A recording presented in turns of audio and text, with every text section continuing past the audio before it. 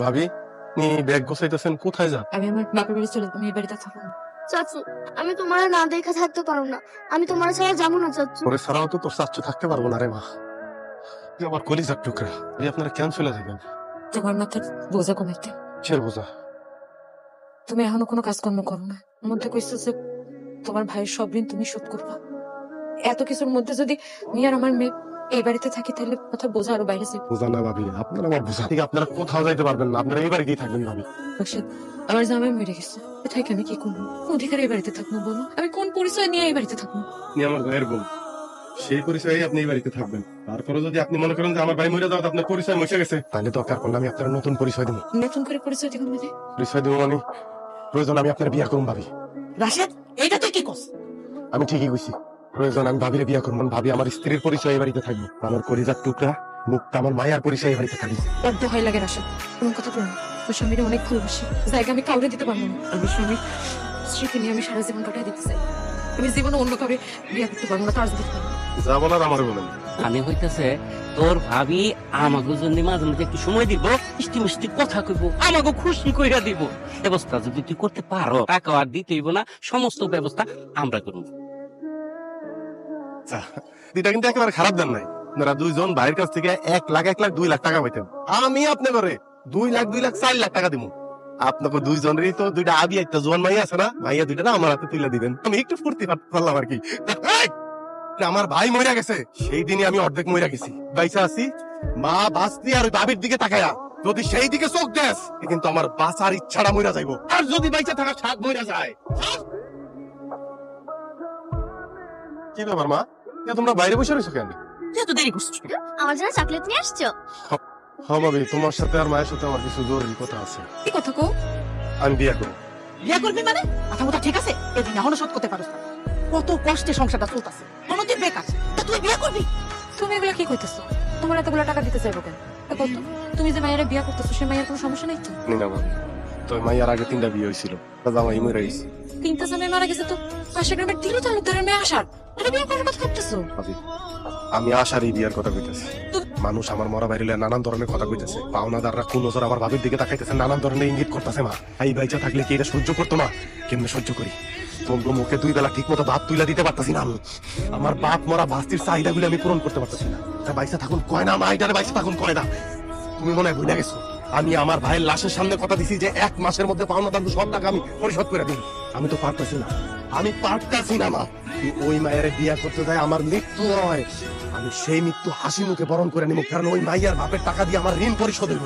সে শোধ করতে পারলে আমার ভাবির দিকে আর কেউ কোন নজরে তাকাইতে পারবো না, ভাই কবরে শুয়ে আর কষ্ট পাইবো না মা।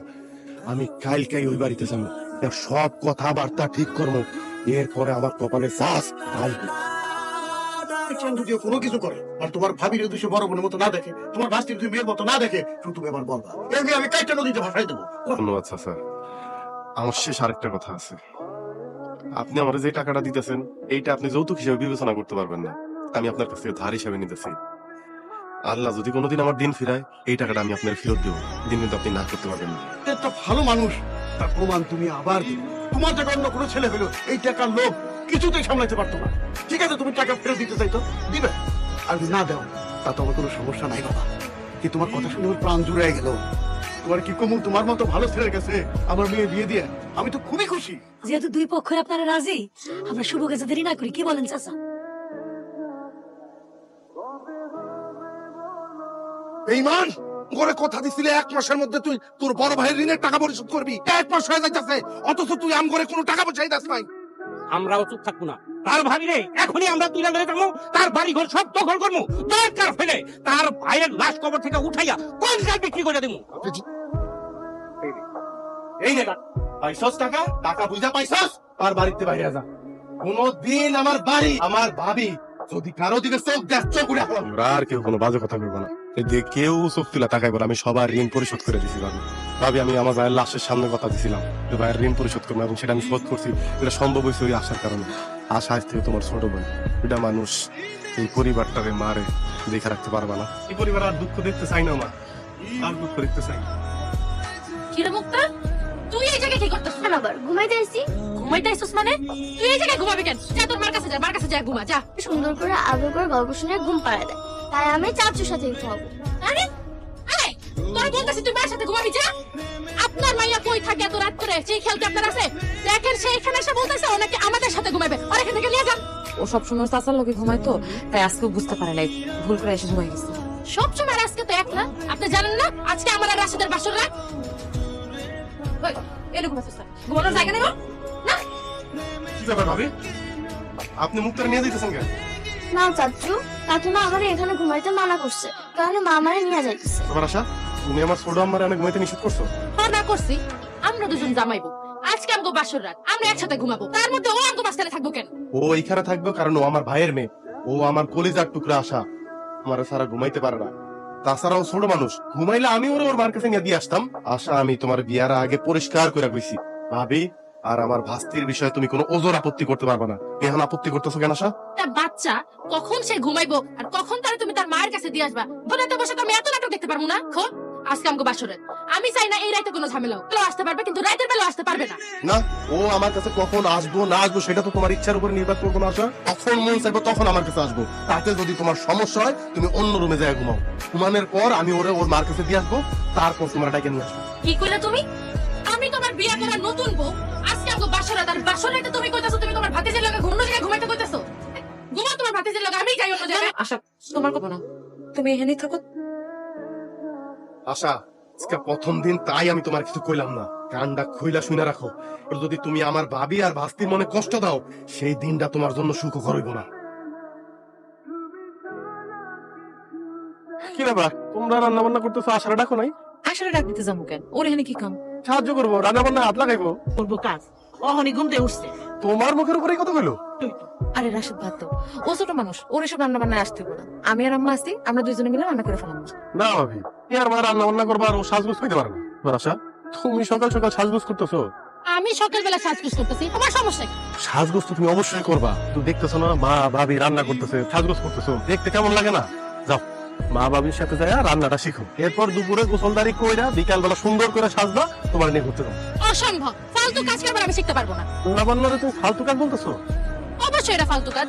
আর এমনি আছে, আব্বা শিখাই দিছিল দেখেই তো বিয়ার আগে তোমার সব কথাই হওয়া করছে। এখন বিয়া হয়ে গেছে, তোমার ফালতু কথা একটা আমি শুনতে পারবো না। আশা, এইটা তোমার বাপের বাড়ি না, এটা তোমার শ্বশুর বাড়ি। এইখানে ওই সমস্ত ফুটানি চলবো না।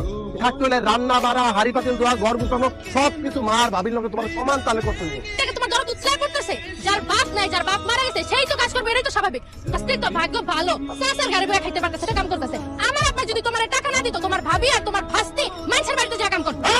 খবরদার, খবরদার, আমার ভাবির আর ভাস্তির হলে আর একটা উল্টা পাল্টা কথা কবি না। এই তো কইটা কাঁপলো না? ওই দুধের মতো মাসুম বাচ্চাটা নিয়ে তোমার কথাটা কইতে যে মানুষের বাড়িতে কাম করবো, এই বাড়িতে বাইর করে দিতে আমি দ্বিতীয়বার চিন্তা করবো না।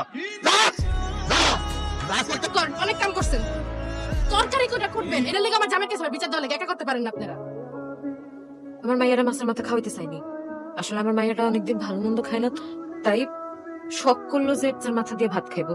আপনার মাইয়া শখ করছে দেখে কি আপনি তার মাছের মাথা খান? মাছের মাথাটা কি তার বাপে কিনে আনছে? মাথা কিনছে আমার স্বামী, এই মাথা খাইলে একমাত্র আমি খামো, আর কেউ না।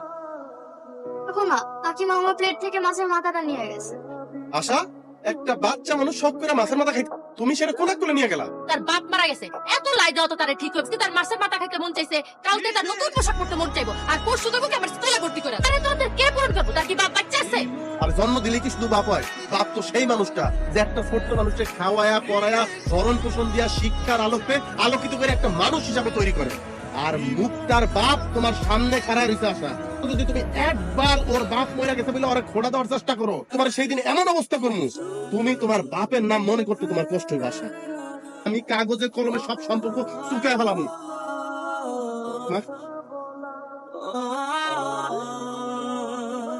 তোমার এত শপিং ব্যাগ? পরে তো তেমন কিছু কিনা দিতে পারি নাই। দেখো তো মুক্তা, রাশাদ ডাকতেছো কেন? কাছি ভাবি, ভাই যে নাই এটা আমি মনে করতে চাই না। এবার ভাবি, মুক্তা আর আশা নতুন কাপড় চোপড় পাইলো, তুমি আর আমি পাক্কা খারাপ করো না। এর পরের বার তুমি আর আমি নতুন কাপড় চোপড় পাবো, এরা কেউ পাইবো না। কিন্তু আমার মন খারাপ করা চলবো না। আগে করে দিলাম। রাশেদ, হ্যাঁ? একটা কাম কর, এ নাও শাড়িটা, এটা তোমার আমারে দিয়ে দাও, আমি করুন না। তোমার লাগে শাড়িটা আনছে সকলে, আমার দিব কেন? তাহলে আপনার লেগে শাড়ি আনতে পারে নাই এই খুঁতখুঁতানি তোর মনের ভিতর থাইকাই যাইবো। আর ভাবির জন্য তার কত মায়ের চিন্তা করতে পারতেছে, ভাবির জন্য আনছে, ভাস্তির জন্য আনছে, মায়ের জন্য আনতে পারে নাই। তাই শুনো, আমার এসব কিচ্ছু দরকার নাই, কিছু তোমার ভাবিরে আর ভাতিজিরে দিয়া দাও। আমি সবই বুঝতে পারছি, তুমি বউয়ের চেয়ে তোমার ভাবিরে ভালোবাসো। আমার জন্য শাড়ি আনছো, তুমি আমার তোমার ভাবির জন্য আনতে গেছো কেন? এত ভালোবাসা। আমি আমার ভাবিরে ভালোবাসি, ঠিক যেমন একটা ছোট ভাই তার বড় বোনকে ভালোবাসে, আমি ঠিক তেমনি আমার ভাবিরে ভালোবাসি। আমার ভাই মরে গেছে, ওখানে যাওয়ার মতো আর কে আছে এই দুনিয়া? এখন আমি আমার ভাবির একটা শাড়ি উপহার দিতে পারি না? না পারো না, তুমি আমার স্বামী, তুমি শুধু আমারই দিবা। এটা পরেন মামনি, ভালো তুমি এই জামাটা পরো। হ্যাঁ, জামাইয়ের টাকায় এই শাড়ি আর জামা কিনা হচ্ছে, এগুলো আমাকে লাগবে না। এই শাড়িটা তোমার মানাইবো ভালো। তুমি না ভাবি, এমন কথা আপনি কইেন না। আপনি যদি এই শাড়িটা না রাখেন, উক্ত যদি জামাটা না রাখে, রাশেদ কইছে কালকে আব্বারে ডাইকে আইনা আমারে তালাক দিয়ে আব্বার লগে বাড়ি পাঠাই দিব। ভাবি, আমার সংসারটা আপনারা ভেঙে যেতে দিয়ে আপনার সংসারটা বাঁচা। একটা মেয়ে হয়ে তো আমি আরেকটা মেয়ের সংসার ভাঙতে পারি না। শাড়িটা তুমি রেখা তো। ঠিক আছে, তাহলে পইরেন, অনেক রাত হইছে, আমি যাই ঘুমাই গে। মা দেখো জামাটা কি সুন্দর। ও মা দেখো না জামাটা কি সুন্দর। আশা, অনেক ধন্যবাদ। তুমি ভাবিরে আর মুক্তারে জামা কাপড়গুলি ফেরত দিয়ে আসছো, কি ভালো লাগতেছে। ভালো তো লাগবেই, তোমার ভাবির পা ধরে আমি মাফ চাইছি, তার কাছে ছোট হয়েছে, তোমার ভালো লাগবো না? আচ্ছা ধরো, ভাবির মতো যদি তোমার একজন বড় বোন থাকতো, স্বামী যদি এই বয়সে মরে যেত, তাহলে তুমি কি করতা? চেষ্টা করতাম যে তোমার বড় বোন যাতে একটু ভালো থাকে, একটু সুখে থাকে, একটু হাসি খুশি মুখে থাকে। সেই সত্যি আমি শুন সকাল বেটা ঘুরতে যাই দেব।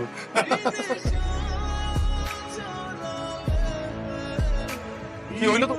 আরে বাহ, পরের মতো লাগতেছে। হ্যাঁ হয়েছে, তোমার হয়েছে, শেষ হয়েছে? না, আর 5 মিনিট বেশি। হায় রে, 5 মিনিট আরো আধা ঘন্টা গেলাম। তুমি আসো। আর যাও, আসতে কি হয়েছে ভাবি? মুখ হালতেছেন কেন? জানি না, কালকে রাত থেকে এখন পর্যন্ত 7 বার বমি করছে, গাওটাও গরম। এত গা পুড়ে যাইতেছে আর বমি করছে, কিন্তু আপনি আমার জানানোর প্রয়োজন বোধ করলেন না ভাবি। ঘুমায় পড়ছিলা, অত রাতে তোমার ডাকলে আশা আবার কি মনে করে না করে, তাই এটা। আগে মুখটা সুস্থ, তারপরে ঘোরার বিষয়টা দেখা যাবে। মা আছে আমার, ডাক্তারকে শুনিয়ে দাও। স্যার, অহন আমারে ঘুরতে নিয়ে যাইবো কই ডাক্তারের কাছে গেছে? এত বড় অপমান, আজকে এর বিচার কইরাই ছাড়। আপা, আজকে এখন এই মুহূর্তে আমার বাসায় আইবা। আরে ধ্যাৎ, তোর কান্দা শুনবানি গাইছি নাকি তোর বাড়িতে? জরুরি ভাবে খবর দিয়ে এসো তোমারে, কি করে? এইটা আমার আর সহ্য হইতাছে না, আমি এই সংসার আর করতে পারবো না। তুমি এক্ষুনি আমার এখান থেকে নিয়ে চলো।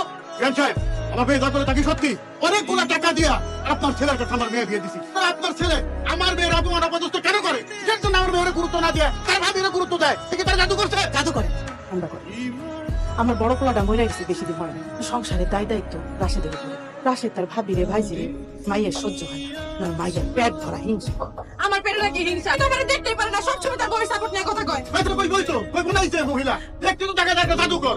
তোর স্বামীরে আর তোর শাশুড়িরে জাদু করে রাখছে, তাতে তার সাপোর্টে কথা এই মহিলা। এই স্বামী মারা গেছে না, নজর না তোমার? তুমি তো ওর লগে রং করো। আর জামাই সহ্য কি সম্পর্ক? সত্য করে কাগজ দিতে আমি আমার মেয়ে নিয়ে এই মুহূর্তে বাড়ি ছেড়ে চলে যাবো। আর আমার মেয়ে যদি এই বাড়িতে না থাকে বা না থাকতে পারে, ওই যে কাবিনের 10 লাখ টাকা, তারপর বিয়ের আগে তো 10 লাখ টাকা দিচ্ছি, মোট 20 লাখ টাকা নিয়ে তারপরে বাড়ি থেকে যাবো। টাকা ঠিক করে আগে। এমন কথা বলি না। আশা কেন এই বাড়ি থেকে যাবে? আশার স্বামী আছে, এটা তো আশার সংসার। আমার তো কেউ নেই, আমি কেন আমার মাইয়া নিয়ে এই বাড়িতে ঘুরে থাকবো? আপনি কই যান? আমার মেরে দাও, আমার মেরে নিয়ে এই বাড়ি থেকে চলে যাও। একটা কথা কইতে আসবা না, আমার বাধাও দিবা না, খবরদার কই দিলাম। যদি আর একটা বার বাধা দাও না, আমার মাইয়ার পছন্দ লাগে, এই নিয়ে আমার শেষ করে ফেলাম। মা, ভাবি সব কি কয়? কি শ্বশুর বৌমারে অনেক আজে বাজে কথা কইছে। কইছে কি যে বড় বৌমা যদি এই বাড়ি থাকে তাহলে উনি উনার মাইয়া নিয়ে যাইবো গা। বিয়ার সময় যে টাকা পয়সা নিছস সব টাকা পয়সা দিতে কইছে। আরো একটা কথা কইছে, কইতে আমার লজ্জা করতেছে। কইছে বৌমার সাথে কি অবৈধ সম্পর্ক আছে। ঠিকই বলছে, লাগে তার ভাবির ঠিকই সম্পর্ক আছে। তা যদি নাই থাকতো, রাশেদের কেন লেগে তার ভাবির প্রতি দরদ উতলা পড়ে? আমার তো মনে হয় দেবর আর ভাবির অবৈধ সম্পর্কের কথা জানেই তার বড় ভাই হার্ট অ্যাটাক করে মরে গেছে। আল্লাহর দোহাই লাগে, এত নোংরা কথা আর কইও না। রাশেদ আর আমার মধ্যে কোনো সম্পর্ক নাই, রাশেদ আমার ছোট ভাইয়ের মতো। তোর ভাবি নাই, মেটাই খালি তোমার ভাবি। এই বড় ভাই কার থাকে না? বড় ভাই কার মারা যায় না? তোর ভাই মরে গেলে তোমার ভাবির দিকে তাকাই দেখে না। এই রাশেদ তোমার জন্য তো পাগল, আর তোমার মেয়ের জন্য তো উতলা কেন? কারণটা কি? জানতে স্যার, আমার বয়স যখন 6 বছর তখন আব্বা মারা যায়, বয়স তখন 12। বয়সী ভাই আমার আব্বার অভাব বুঝতে দেয় না। ভাইয়া কিন্তু আমার অনেক বেশি মেধাবী ছাত্র ছিল। তো হত দরিদ্র পরিবারের দুজন তো একসাথে পড়ালেখা করা যাবে না, কাউরে তো পরিবারের দায়িত্ব কাঁধে তুলে নিতে হইব। তো ভাইয়া তো ওই ছোট্ট বয়সী মানুষের খেতে খামারে কাজ করা শুরু করলো, আর আমি ফুল বাবু এই স্কুলে যাই। এইভাবে চলতেছিলাম দিন, যত ফর্ম ফিল আপ করলাম। কিন্তু সন্ধ্যা না হইতে আমি টের পাইলাম ভাইয়ের খুব শখের টর্চ লাইটটা ভাইয়ের হাতে নাই। আমি বাইরে খুললাম, ভাইয়া লাইটটা যে বিক্রি করে দিলা, অন্ধকারে আলো পাইবা কই? কইলো, আরে তুই টর্চ লাইটের আলো নিয়ে চিন্তা করস? আমি তো স্বপ্ন দেখি আমার ছোট ভাই এমন ভাবে আলোকিত হইব একদিন, যেই আলোয় আমগো অভাব দূর হয়ে যাবো, আমগো গ্রাম, আমগো সমাজ তথা আমগো দেশ আলোকিত হইব। আমার মধ্যে জিত চাইবা বসলো, যে মূল্যে ভাইয়ের এই আশা পূরণ করবো। আমিও দিন রাত পড়ালেখা করলাম, সর্বোচ্চ বিশ্ববিদ্যালয়ে পড়ালেখা করলাম, তো যখন মাস্টার্স পরীক্ষা দিব আমার শরীর আমার কথা শুনতেছে না। ডাক্তারের কাছে গেলাম, ডাক্তার আমার জানাই দিল যে আমার 2টা কিডনি ড্যামেজ, আমার কিডনি আর কাজ করতেছে না। মুখে আমি অন্ধকার দেখা শুরু করলাম, কিন্তু হতাশ হইলাম না। আমি জানি যে আশা দেখানোর মতো একজন তো এখনো বাইসা আছে। আমি বাইরে জানাইলাম, ভাইয়া আমার কাছে ছুটে গেল, মানে তার মাথায় হাত রেখে শপথ করাইলে তো খবরদার এই কথা দুনিয়ার কাউরে কইতে পারবি না, এমনকি তোর ভাবিরও না, মারও না। তারা কয়নি। আমি সেই দিন দেখলাম একটা পুরুষ মানুষ কেমনে কান্না করতে পারে, আমার ধরে ধরে যে কান্না করলো। ডাক্তারের কাছে পাগলের মতো ছুটে গেল, তারপরে দেখা কইলো যে তার 2টা কিডনি খুলে নিয়ে যাবো, আমার সুস্থ করবো। ডাক্তার তো সেটা শুনলো না, ডাক্তার সাপ সাপ জানাই দিল একটা কিডনি নেওয়া যাবে সর্বোচ্চ, অনেক টাকা লাগবে অপারেশনের জন্য। আবার গ্রামে ছুটে আসলো, দিক বিদিক ছুটতে শুরু করলো, মানুষের কাছে হাত পাততে শুরু করলো যে আমি ঢাকা শহরে ব্যবসা করবো, আমার টাকা ঋণ দেন। মানুষ তার নানান কথা শুনাইলো, নানান কথা কইলো, কিন্তু ভাইয়া কাউর আসল কথাটা কইলো না। ভাইয়া আমার দিয়ে হাসে কইলো আমার কিছু হইব না, আর যদি হয় তুই পারবি না আমার শেষ স্মৃতিচিহ্ন দেখে রাখতে। জানেন আমার জবান দিয়ে কোনো কথা বাইরে এলো না। অপারেশন থিয়েটার থেকে তো আমি ভাইয়ের একটা কিডনি নিয়ে ঠিকই ফিরাইলাম, কিন্তু সারা জীবন অনাটবিক পরিশ্রম করা, হাড় ভাঙা পরিশ্রম করা, ওই ক্লান্ত শরীর নিয়ে ভাইয়া আর ফিরাইলো না, ফিরাইলো ভাইয়ার লাশ। এখন আপনারা কর, ওই ভাবির জন্য, ওই ভাস্তির জন্য আমার কি করা উচিত? আমার উচিত না ভাইয়ের কবরের সামনে যারা কোয়া যে ভাইয়া তুমি কবর থেকে উঠে আসো? ওই কবরে তো তোমার থাকার কথা না, ওই কবরে তো আমার থাকার কথা। তোমার তো এই দুনিয়ায় তোমার বউ সন্তান নিয়ে শান্তিতে বসবাস করার কথা, এই কথা আমার করার কথা না।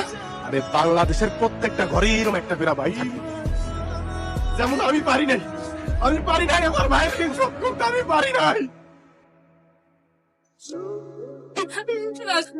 আমার তুমি মাফ করে দাও। আমার আসলে অনেক বড় সৌভাগ্য যে আমি এমন একটা বাড়ির বউ হয়ে আইতে পারছি, আর আমার দুর্ভাগ্য আমি তোমার ভাইয়ের মতো একটা মানুষকে দেখতে পারলাম না। আমার অনেক বড় ভুল হয়ে গেছে, আমারে মাফ করে দাও। আমি সবার সামনে আজকে কথা দিই, আমি ভাবি রে আমার বোনের মতো করে দেখবো, আমি ভাবতে যে আমার মেয়ের মতো করে দেখবো। আমি কথা দিলাম, আমার মাফ করে দাও। ভাবি তুই তো আজকে জানলে ভাই আসলে আমার কারণেই মারা গেছে, কিন্তু ছিল এটা ভাইয়ার ঋণ ছিল না, এই ঋণটা ছিল আমার। ভাবি আমার সেই ঋণ তো আমি পরিশোধ করতে পারছি, কিন্তু আপনার যে ক্ষতি আমি করলাম ভাবি, এই ঋণ আমি কেমনে শোধ করবো? ভাবি এই ঋণ আমি কেমনে শোধ করবো? তোমার আর কোনো ঋণ পরিশোধ করতে হবে না। তোমার ভাইয়েরা তুমি হারিয়ে গেছিলে, তো তোমার যদি কিছু হইতো ওই মানুষটা এমনি তো বুঝতো। এরকম একটা মানুষ আমার স্বামী আছে, এটাই তোমার সব থেকে বড় গর্বের। জানো আমি আর কিচ্ছু চাই না, আমি খালি আল্লাহর কাছে দোয়া করি আমার এই মাইয়াটা যাতে ওর বাপের আদর্শ বড় হতে পারে, তোমার ভাইয়ের আদর্শ বড় হতে পারে। আমি তো আমার ছেলের বুঝতাম পড়া থেকে ত্যাগ করে করে যাইছি, কিন্তু এত বড় সত্যি আমি জানতাম।